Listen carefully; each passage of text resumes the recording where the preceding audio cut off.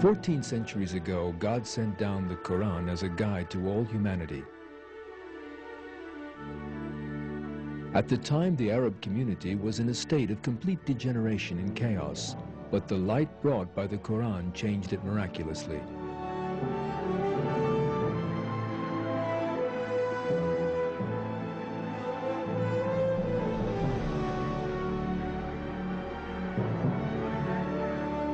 Before Islam, the Arabs were a barbarous people who worshipped idols of their own making, believed warfare and bloodshed to be virtuous, and were even capable of killing their own children.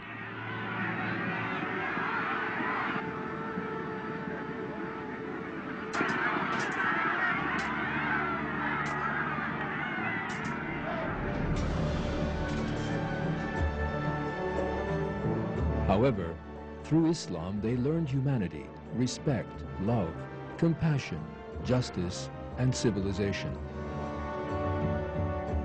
Not only the Arabs, but all the communities which accepted Islam escaped the darkness of the age of ignorance and were illuminated by the divine wisdom of the Qur'an. Amongst the wisdom the Qur'an brought people was scientific thinking.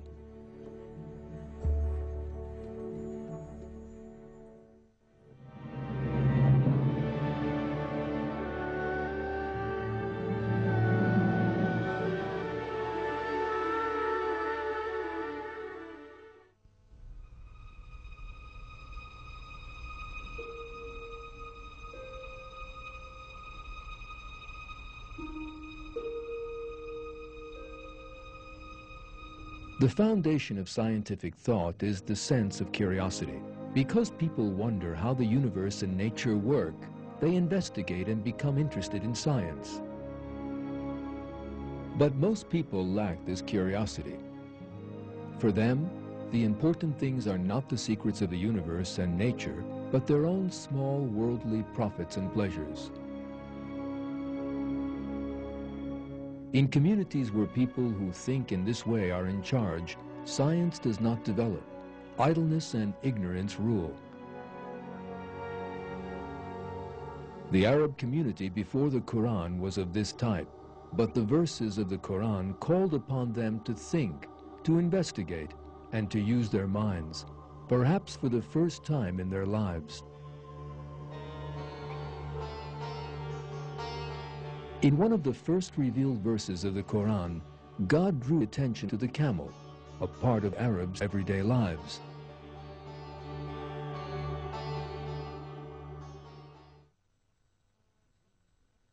Have they not looked at the camel, how it was created, and at the sky, how it was raised up, and at the mountains, how they were embedded, and at the earth, how it is spread out?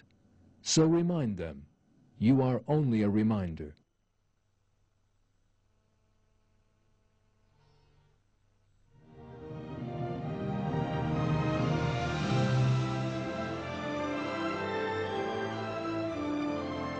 In many other verses of the Qur'an, people are instructed to examine nature and learn from it because people can know God only by examining His creations.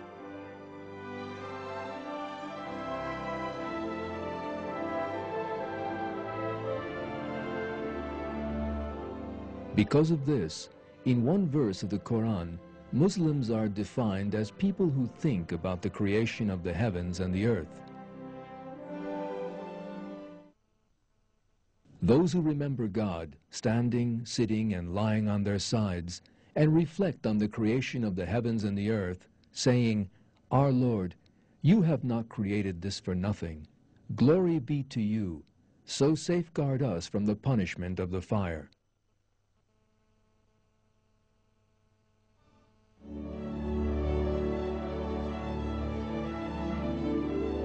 As a result of this, for a Muslim, taking an interest in science is a very important form of worship. In many verses of the Qur'an, God instructs Muslims to investigate the heavens, the earth, living things, or their own existence, and think about them. When we look at the verses, we find indications of all the main branches of science in the Qur'an. For example, in the Qur'an, God encourages the science of astronomy like this. He who created the 7 heavens in layers. You will not find any flaw in the creation of the All-Merciful. Look again. Do you see any gaps?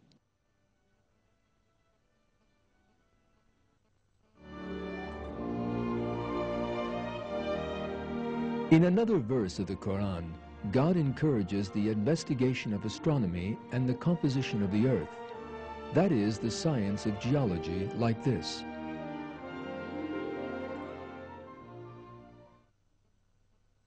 Do they not look at the sky above them? How we have made it and adorned it, and there are no flaws in it. And the earth, we have spread it out, and set thereon mountains standing firm, and produced therein every kind of beautiful growth, in pairs, to be observed and commemorated by every devotee turning to God.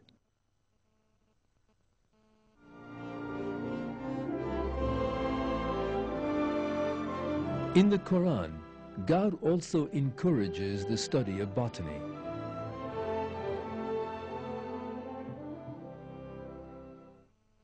It is He who sends down water from the sky, from which we bring forth growth of every kind, and from that we bring forth the green shoots, and from them we bring forth close-packed seeds, and from the spathes of the date palm date clusters hanging down, and gardens of grapes and olives and pomegranates, both similar and dissimilar. Look at their fruits as they bear fruit and ripen. There are signs in that for people who believe.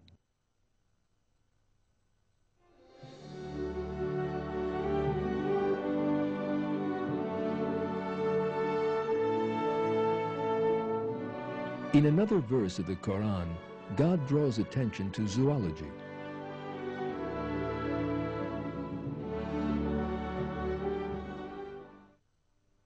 You have a lesson in livestock.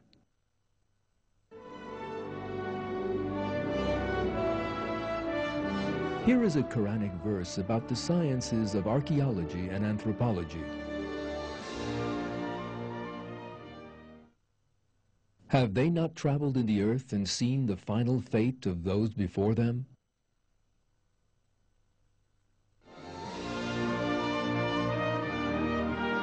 In another verse of the Quran, God draws attention to the proof of God in a person's own body and spirit.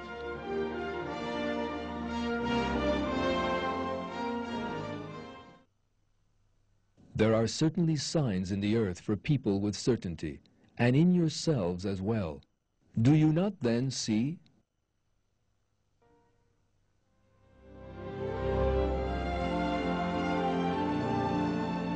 As we can see, God recommends all the sciences to Muslims in the Quran. Because of this, the growth of Islam in history meant at the same time the growth of scientific knowledge.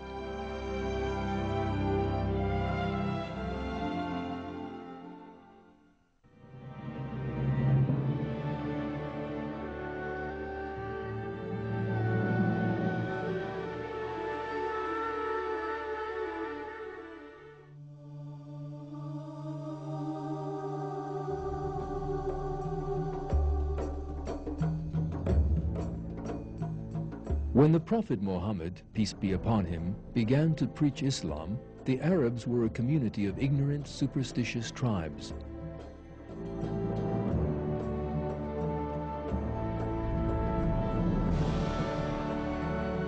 However, thanks to the light of the Quran, they were rescued from superstition and began to follow the path of reason. As a result of this, one of the most astonishing developments in world history took place, and in a few decades, Islam, which emerged from the small town of Medina, spread from Africa to Central Asia. The Arabs, who previously could not even rule a single city in harmony, came to be rulers of a world empire.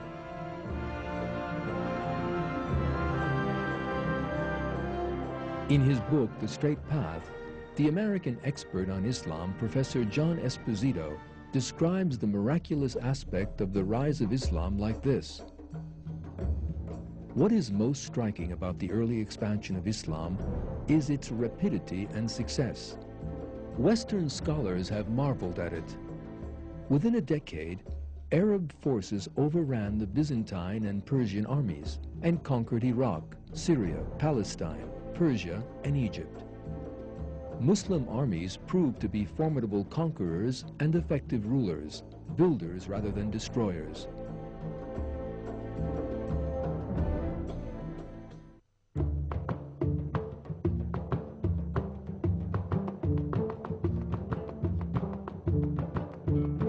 When different peoples, including the Turks, accepted Islam of their own free will, the Islamic Empire grew even more, and it became the greatest power in the world during that period.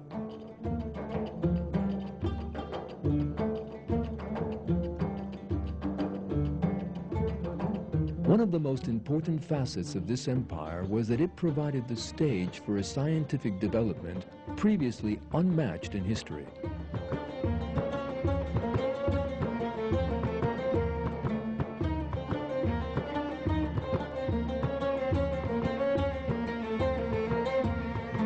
At a time when Europe was living through the Dark Ages, the Islamic world created the greatest legacy of scientific knowledge seen in history to that date.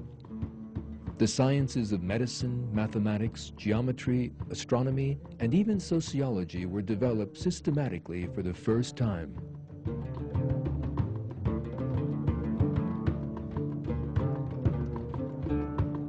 Some commentators try to link this Islamic scientific development to the influence of the ancient Greeks. But the real source of Islamic science was the experimentation and observations of Muslim scientists. In his book, The Middle East, Professor Bernard Lewis, an expert in Middle Eastern history, explains it like this. The achievement of medieval Islamic science is not limited to the preservation of Greek learning, nor to the incorporation in the corpus of elements from the more ancient and more distant East. This heritage, which medieval Islamic scientists handed on to the modern world, was immensely enriched by their own efforts and contributions. Greek science, on the whole, rather tended to be theoretical. Medieval Middle Eastern science was much more practical, and in such fields as medicine, chemistry, astronomy, and agronomy, the classical heritage was clarified and supplemented by the experiments and observations of the medieval Middle East.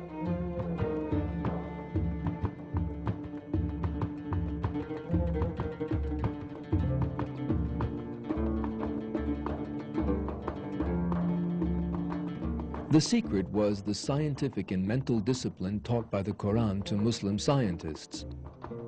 The lines written by a Muslim scientist of that period in his private diary strikingly demonstrate how much alive the Qur'an-based concept of science was.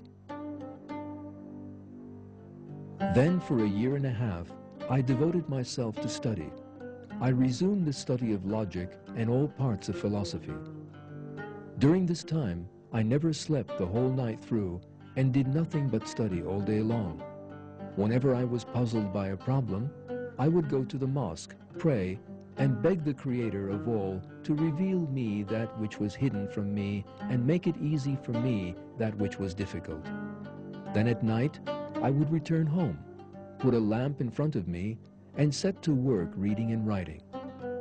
I went on like this until I was firmly grounded in all sciences and mastered them as far as humanly possible. Andalusia, where most Muslim scientists were born and raised, became a major center of innovation and development, especially in medicine.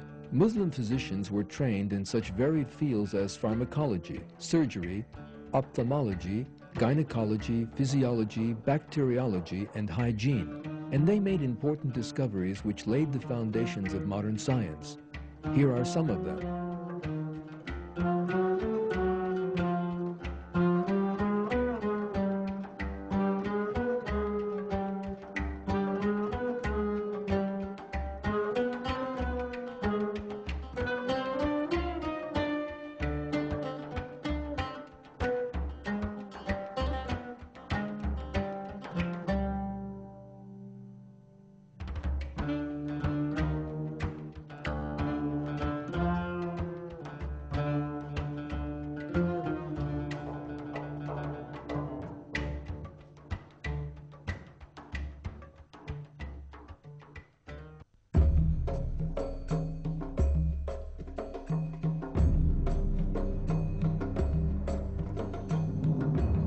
The advanced scientific culture of the Islamic world paved the way for the Western Renaissance.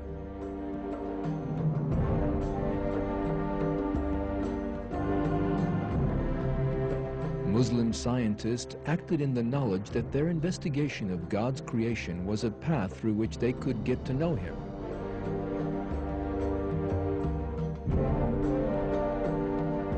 With the transfer of this mentality to the Western world, the advance of the West began.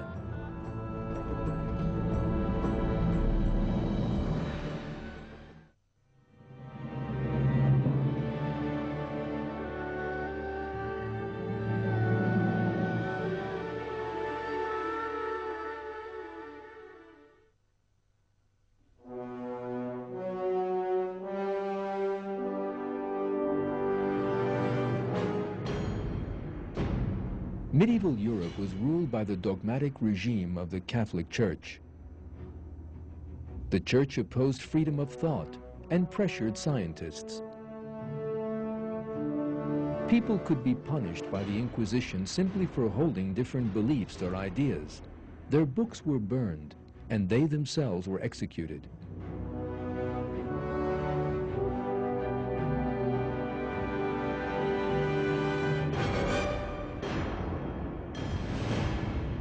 The pressure on research in the Middle Ages is often referred to in history books, but some interpret the situation wrongly and claim that the scientists who clashed with the Church were against religion. The truth is the exact opposite. The scientists who opposed the bigotry of the Church were religious believers. They were not against religion, but against Church dogma. For example, the famous astronomer Galileo, whom the Church wanted to punish because he stated that the world rotated, said, "I render infinite thanks to God for being so kind as to make me alone the first observer of marvels kept hidden in obscurity for all previous centuries." The other scientists who established modern science were all religious. Kepler, regarded as the founder of modern astronomy, told those who asked him why he busied himself with science, "I had the intention of becoming a theologian, but now I see how God is, by my endeavors, also glorified in astronomy, for heavens declare the glory of God." As for Newton, one of the greatest scientists in history, he explained the principle underlying his zeal for scientific endeavor by saying, "He, God, is eternal and infinite, omnipotent and omniscient. That is, His duration reaches from eternity to eternity, His presence from infinity to infinity. He governs all things and knows all things that are or can be done. We know Him only by His most wise and excellent contrivances of things. We reverence and adore Him as His servants."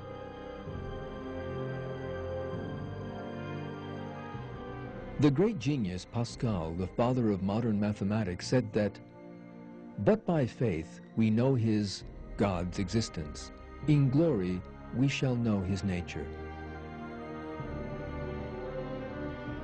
Von Helmont, one of the leading figures of modern chemistry and the inventor of the thermometer, declared that science was a part of faith.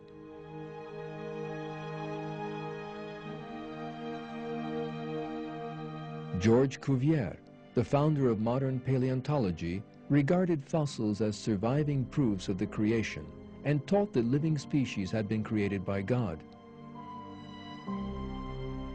Carl Linnaeus, who first systematized scientific classification, believed in the creation and stated that the natural order was a significant proof of God's existence.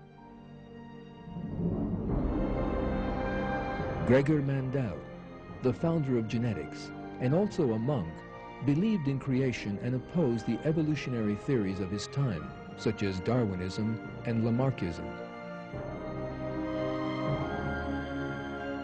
Louis Pasteur, the greatest name in the history of microbiology, proved that life could not be created in inert matter and taught that life was a miracle of God. The famous German physicist Max Planck said that the creator of the universe was God and stressed that faith was a necessary quality of scientists. Albert Einstein, regarded as the most important scientist of the 20th century, believed that science could not be godless and said, "Science without religion is lame." A large number of other scientists who guided scientific history were religious people who believed in God.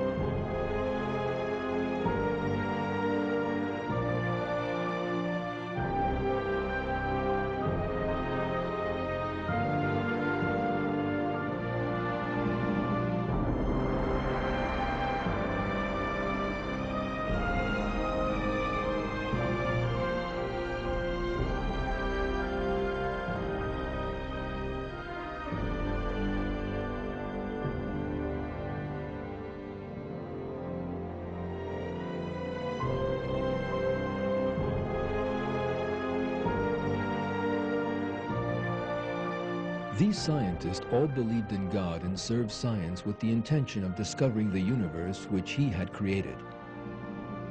As God decreed in the Qur'an, they thought about the creation of the heavens and the earth and investigated in the awareness of God.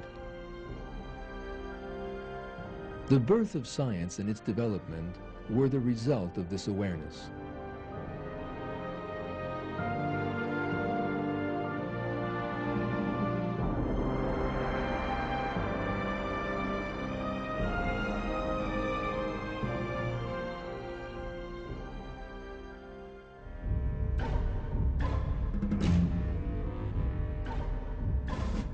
During the 19th century, however, this awareness was replaced by a fraud called materialism.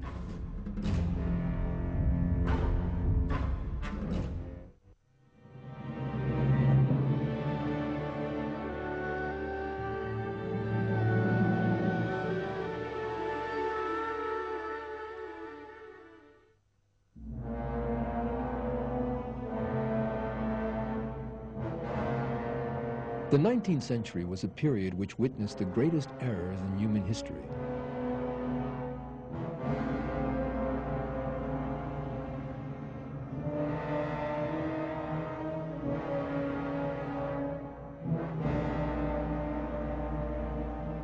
These errors began with the imposition of European thought of materialist philosophy and ancient Greek teaching.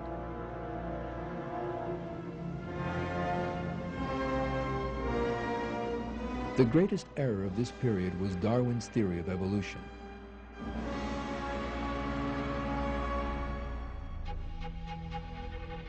Before the birth of Darwinism, biology was accepted as a branch of science which provided evidence of the existence of God. In his book, Natural Theology, the famous biologist William Paley maintained that, to the extent that every clock proves the existence of a clockmaker, natural designs prove the existence of God.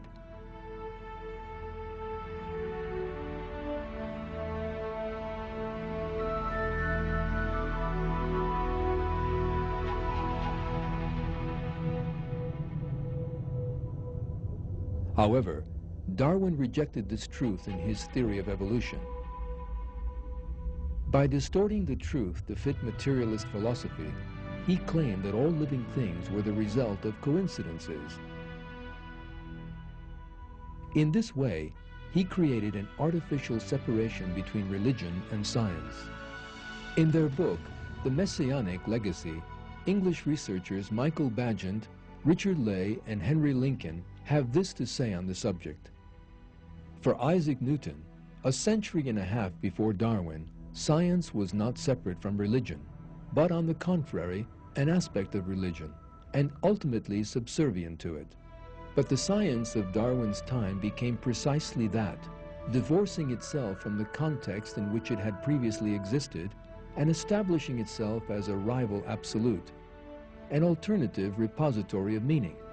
As a result, religion and science were no longer working in concert, but rather stood opposed to each other, and humanity was increasingly forced to choose between them. Not only biology, but also branches of science such as psychology and sociology were twisted according to the materialist philosophy.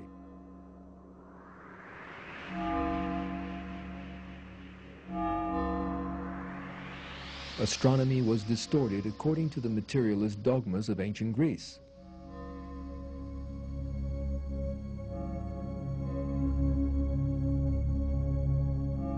The new aim of science was to confirm materialist philosophy.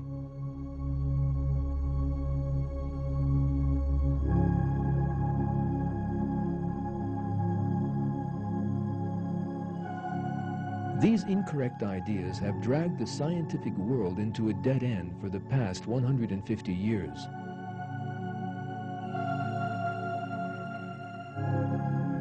Tens of thousands of scientists from different branches worked in the hope of being able to prove Darwinism or other materialist theories. But they were disappointed. The scientific evidence showed the exact opposite of the conclusion they wanted to reach. That is, it confirmed the truth of creation.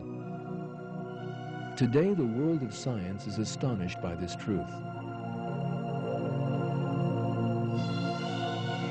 When nature is examined, it emerges that there is a major plan and design in every detail, and this has cut away the foundations of materialist philosophy. For example, the extraordinary structure of DNA shows scientists that it is not the result of an accident. The DNA in a single human cell contains enough information to fill a whole 900-volume encyclopedia.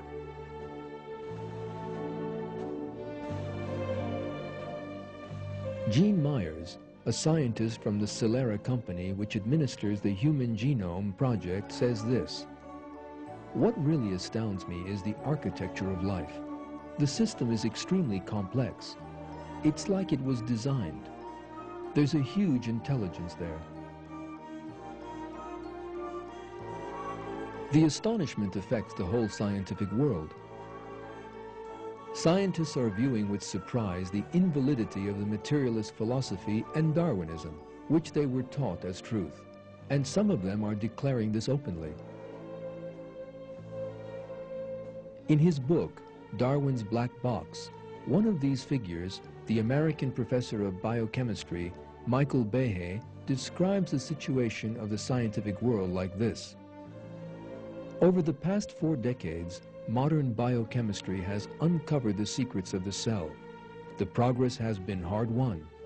It has required tens of thousands of people to dedicate the better parts of their lives to the tedious work of the laboratory. The result of these cumulative efforts to investigate the cell, to investigate life at the molecular level, is a loud, clear, piercing cry of design. The result is so unambiguous and so significant that it must be ranked as one of the greatest achievements in the history of science. But no bottles have been uncorked, no hands clapped. Why does the scientific community not greedily embrace its startling discovery? The dilemma is that while one side of the issue is labeled intelligent design, the other side must be labeled God.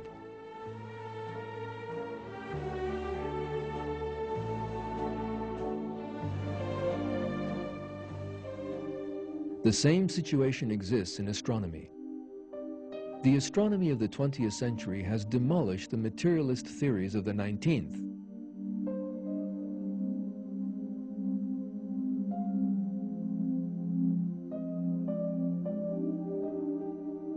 First, with the Big Bang theory, it emerged that the universe had a beginning, the moment of creation.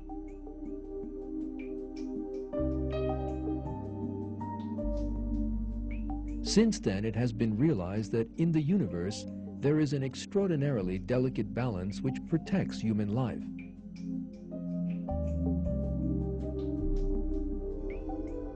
For these reasons, in the world of physics and astronomy, atheism is in rapid decline.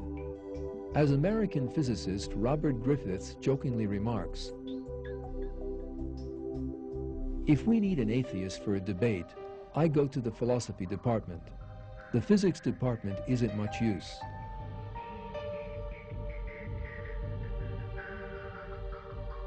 In short, in our day and age, materialist philosophy is collapsing. Science is rediscovering certain very important facts rejected by materialist philosophy. And in this way, a new concept of science is being born.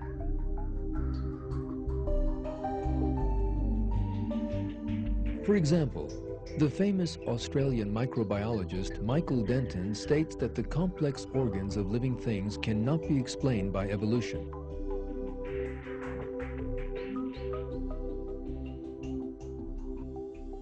And this is a very profound question, which everybody brushes over, everybody tries to sweep under the carpets. The fact is that the majority of these complex adaptations in nature cannot be adequately explained that their emergence occurred via a series of intermediate forms. And this is in fact something which, in fact, as far as I'm concerned, this is a fundamental problem.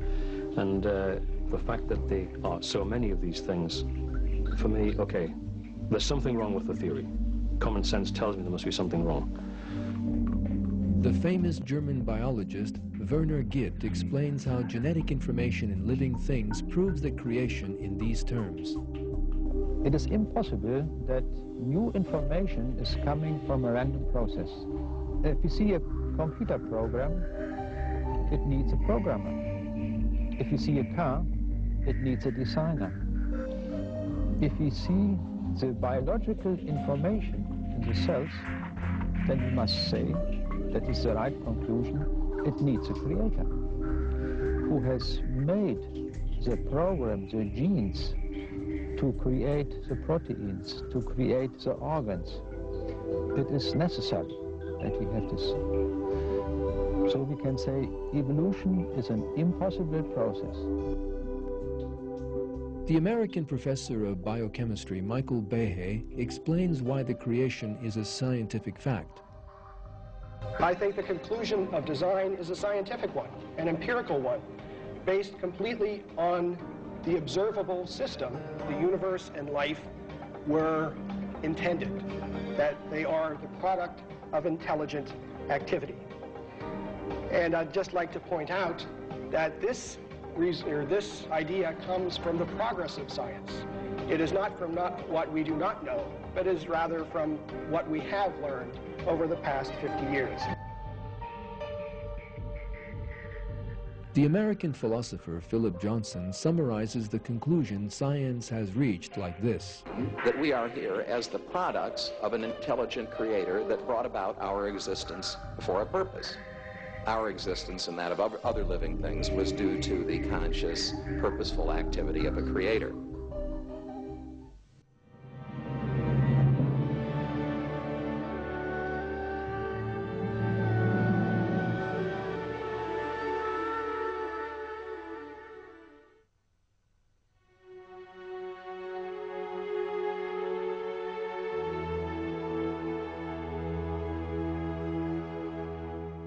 God created the entire universe, and the whole of creation shows humanity the signs of God. Science is the method of investigating what has been created, so conflict between religion and science is out of the question.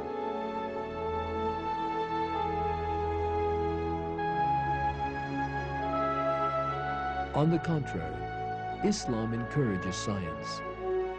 The major scientific advances in Islamic history clearly show the importance of this encouragement.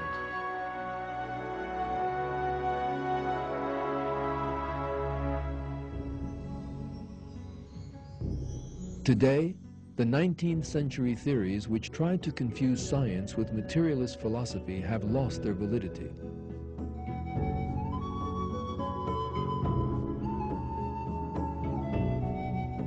Humanity will shortly understand clearly that God created the entire universe and all living things.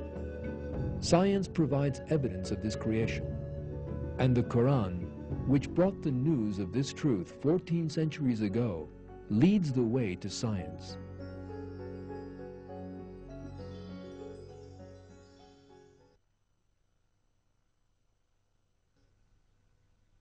It is a book we have sent down to you, full of blessing, so let people of intelligence ponder its signs and take heed. This is my path, and it is straight, so follow it. Do not follow other ways, or you will become cut off from his way. That is what he instructs you to do, so that hopefully you may do your duty.